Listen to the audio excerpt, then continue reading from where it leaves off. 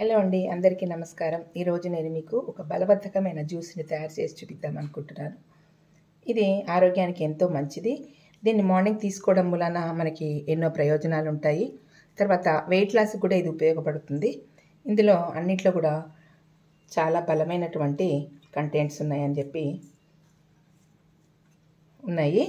వీటికి కావాల్సింది ఒక స్పూన్ గుమ్మడి విత్తనాలు, ఒక స్పూన్ చియా సీడ్స్, ఒక 2 వాల్నట్స్, ఒక 4 బాదము, ఒక స్పూన్ అవిసె గింజలు, ఒక స్పూన్ సన్ఫ్లవర్ గింజలు, ఒక స్పూన్ వాటర్ మిలన్ గింజలు, ఒక 5-6 పిస్తా పప్పులు, ఒక ఫ్రూట్. నేను అరటిపండు తీసుకుంటున్నాను.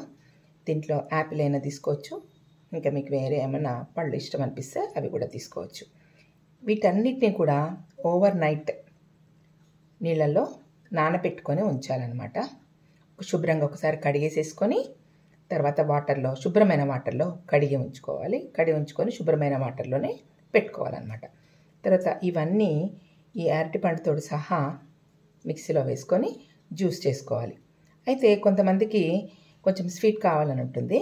అట్లాంటి వాళ్ళు ఒక 2 ఖర్జూర పళ్ళు వేసుకోవచ్చు. సాధారణంగా నేనైతే మాత్రం ఈ అరటిపండు తీపి నాకు సరిపోతుంది కాబట్టి నేను ఇంకా వేరే తీపివేమీ వేయను. ఒకవేళ యాపిల్ వేసుకున్నా కూడా యాపిల్ తీపి దానికి సరిపోతుంది. ఇవన్నీ మిక్సీలో వేసి జ్యూస్ చేసుకొని తీసుకున్నట్టయితే ఈ జ్యూస్ నేను చేశానండి.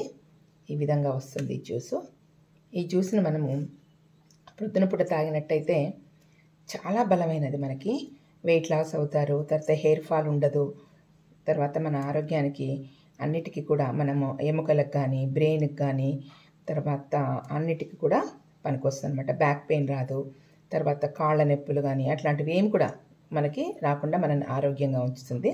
కాబట్టి ఈ జ్యూస్ని పొద్దున మీరు చేసుకొని కనుక తాగినట్టయితే చాలా ఆరోగ్యంగా ఉంటారు.